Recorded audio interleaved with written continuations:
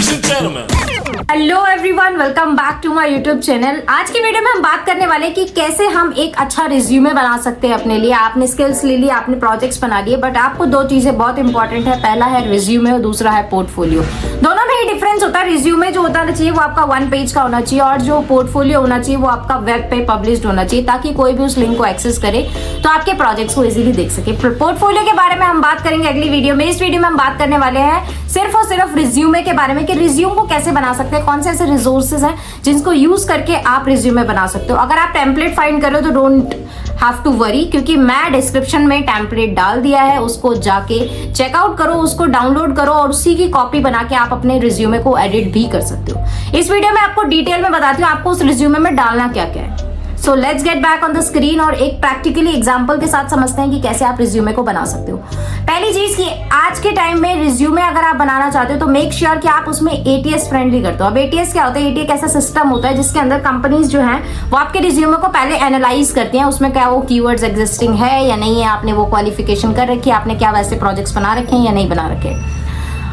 तो चलिए स्क्रीन पे चलते हैं और देखते हैं। तो मैंने 2 आर्टिकल्स पब्लिश कर रखे हैं अपने लिंक्डइन प्रोफाइल पे। एक है कि टिप्स फॉर रिज्यूमे इन 2024 और दूसरा है कि कैसे आप एटीएस फ्रेंडली रिज्यूमे क्राफ्ट कर सकते हो। तो दोनों के अंदर आपको कुछ लिंक्स मिल जाएंगे फ्री रिसोर्सेज के। और उसके अलावा हम इस वीडियो में जो बात करने वाले हैं वो होने वाली है पर्टिकुलरली एक रिज्यूम फॉर्मेट। तो रिज्यूमे कुछ आपका ऐसा होना चाहिए, सबसे पहले आपका नाम आना चाहिए, उसके बाद कॉन्टैक्ट नंबर, ईमेल आईडी और आप अपना लोकेशन भी डाल सकते हो। You need not to be very in detail, you don't have to write in very detail. आपको सिर्फ और सिर्फ ये लिखना है कि आप कहाँ से बिलोंग करते हो। Like I am from Delhi, तो मैंने लिखा है दिल्ली। उसके बाद आप अपना लिंक्डइन प्रोफाइल का लिंक डाल सकते हो और पोर्टफोलियो जहां पे भी आपने उसको पब्लिश कर रखा है। तो पोर्टफोलियो के बारे में हम अगली वीडियो में बात करेंगे। उसके बाद आपको करियर ऑब्जेक्टिव बताना है कि अभी करंटली आप किस रोल के लिए देख रहे हो और आप क्या आपका फ्यूचर गोल है, मतलब आपका ऑब्जेक्टिव क्या है। तो मैंने लिखा है जैसे आप एंट्री लेवल पोजीशन के लिए अप्लाई करो, डेटा एनालिस्ट या डेटा साइंटिस्ट के लिए, to leverage skills in data analysis visualisation while contributing to the organization goal। मतलब मैं वो ऑर्गेनाइजेशन में रहते हुए ऑर्गेनाइजेशन के गोल्स को मद्देनजर रखते हुए मैं एक ऐसा एक्सपोजर चाहता हूँ जहाँ पे मैं डेटा एनालिस्ट या डेटा साइंटिस्ट के रोल पे रहूँ। उसके बाद अपने स्किल्स को हाईलाइट करना है कि कौन कौन सी स्किल्स आपके पास है। अगर आप डेटा एनालिस्ट के लिए जा रहे हो तो आपके पास data analysis, data visualization, SQL, Microsoft Excel, critical thinking, problem solving और टीम वर्क, ये कुछ की स्किल्स होती हैं जो आपको जॉब डिस्क्रिप्शंस में भी दिखेंगी और ये कुछ कीवर्ड्स भी होते हैं डेटा एनालिस्ट रोल के लिए। उसके बाद आपको हाईलाइट करना है प्रोजेक्ट्स। तो जितने भी आपने प्रोजेक्ट्स बनाए हैं आपको उनको लिस्ट करना है। अब इसको लिस्ट करने के लिए आपको एक फॉर्मेट को फॉलो करना है। Let me tell you the format. आपका फॉर्मेट क्या होना चाहिए? तो ये जो एचआर एनालिसिस डैशबोर्ड का मैंने डाला हुआ है, ये फॉर्मेट आपका होना चाहिए। सबसे पहले आपको डालना है डिटेल उस प्रोजेक्ट के बारे में कि आपने क्या बनाया था, क्यों बनाया था, कब बनाया था। उसके बाद की कॉन्सेप्ट हाईलाइट कि आपने कौन कौन से कॉन्सेप्ट्स उसमें इंप्लीमेंट करे थे या फिर सीखे थे उस प्रोजेक्ट को बनाते हुए। तो जैसे data understanding, data cleaning, data analysis और डेटा विजुअलाइजेशन के कुछ की कॉन्सेप्ट्स होते हैं डेटा एनालिसिस के हर प्रोजेक्ट में। तो यहाँ आपको की कॉन्सेप्ट डालना है। उसके बाद आपको स्टेप्स बताना है कि कैसे कैसे आपने चीजें करी थी, डेटा कहाँ से लिया था आपने, उसके बाद आपने उसमें क्या क्लीनिंग करी, क्या आपको डिफिकल्टीज आई। उसके बाद आपको इनसाइट्स भी बताने हैं। इनसाइट्स में आपको कुछ ऐसा डैशबोर्ड वगैरह नहीं डाल देना, आपको सिंपल अपने वर्ड्स में लिखना है कि मैंने इतने % इतना ग्रोथ उसमें करा, इतनी क्लीनिंग करने के बाद मेरा जो ग्राफ्स आया था वो ऐसा आया था। जैसे टोटल 1470 एम्प्लॉयज थे, आउट ऑफ विच इतने जो वर्कर्स थे वो रिसर्च और डेवलपमेंट कंपनीज में थे। जो भी आपने क्वेश्चंस फ्रेम किए थे उसके सॉल्यूशंस के अकॉर्डिंग आपको यहाँ पे अपने इनसाइट्स डालने। तो ये आपका फॉर्मेट होना चाहिए, पहले डिटेल, की concept, steps and then insights. अगर आप कोई भी प्रोजेक्ट डाल रहे हो तो आपको इस सिनेरियो में उसको डालना है। तो आप चाहो तो जितने भी आपने प्रोजेक्ट्स बना रखे हैं आप उसको डाल सकते हो। तो मेनली जो होता है वो एसक्यूएल स्किल्स देखी जाती है, पाइथन का आपका देखा जाता है और एक ऐसा टैबले या फिर पावर बीआई वाला डैशबोर्ड्स देखे जाते हैं। तो उसको उसी फॉर्मेट में डालना है। जैसे सुपरमार्केट सेल्स डैशबोर्ड, इसको बनाने के लिए आपने जो भी यूज किया, जैसे मान लो आपने टैबले पे बनाया था तो आप टैबले के बारे में यहाँ पे डालोगे कि डैशबोर्ड क्या था, डेटा एनालिसिस क्या करा, सेल्स फोरकास्टिंग क्या थी, एक्शनेबल इनसाइट्स आपने क्या रेकमेंड करे उस कंपनीज के बेसिस पे। उसके बाद मैंने दूसरा डाला है जो मेनली पाइथन का है, तीसरा मेरा एसक्यूएल का है। तो आपने जैसे जैसे जिस फॉर्मेट में उसको बनाया था और एक ऐसा प्रोजेक्ट होना चाहिए जिसके ऊपर आपने सारी की सारी स्किल्स को इंप्लीमेंट कराओ। रिज्यूमे 1 पेज से ज्यादा का नहीं होना चाहिए। अगर आपका मैक्स प्रोजेक्ट से बढ़ भी रहा है तो 1.5 पेज तक जाना चाहिए, उसके अलावा इसको आपको एक्सटेंड नहीं करना है।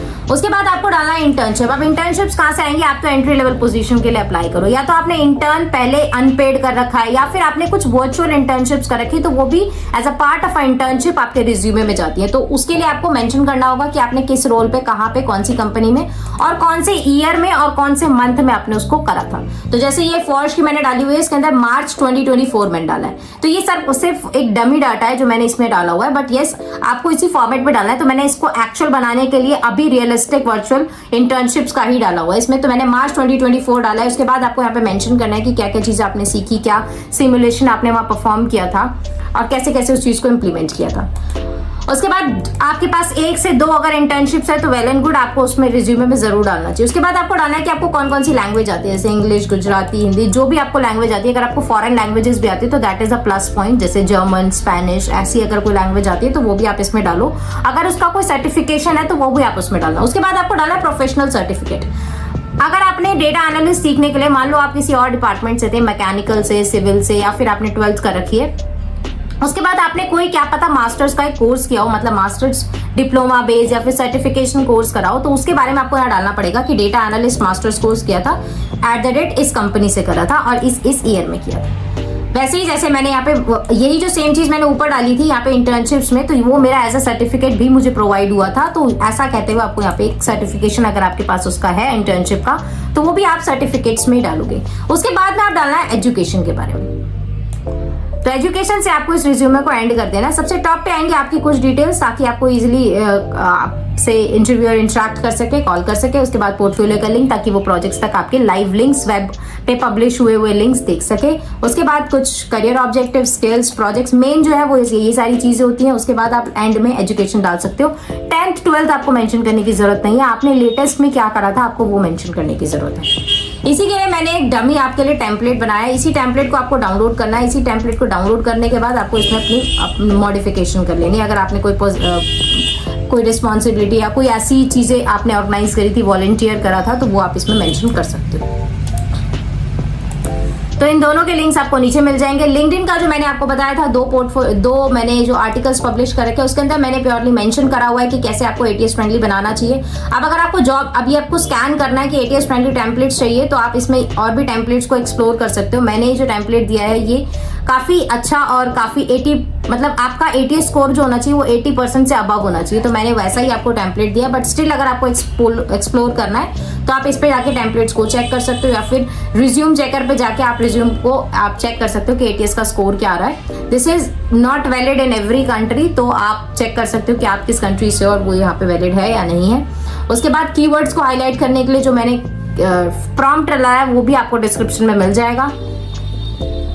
रिज्यूम की टिप्स को एक्सप्लोर करना मत भूलना, जैसे कि आपका जो फॉन्ट होना चाहिए वो कैलिब्री और ऐसे होना चाहिए, मतलब टाइम्स इन रोमन्स वगैरह में होना चाहिए। उसके बाद एक्शन कीवर्ड जैसे डेवलप्ड, इम्प्लीमेंटेड, इंक्रीज, ऑप्टिमाइज जैसे कीवर्ड्स आपको यूज करने हैं। उसके बाद आपको पर्टिकुलर रोल के लिए, अगर मान लो आपके पास अभी आपके पास कहीं से रिसोर्सेज आए हैं कि 5 ओपनिंग्स हैं, तो 5 ओपनिंग के लिए आप अलग अलग रिज्यूमे में थोड़े थोड़े मॉडिफिकेशंस करके अपलोड करोगे अपना रिज्यूमे, और तब अपलोड करोगे, तब उसको सबमिट करोगे एप्लीकेशन को।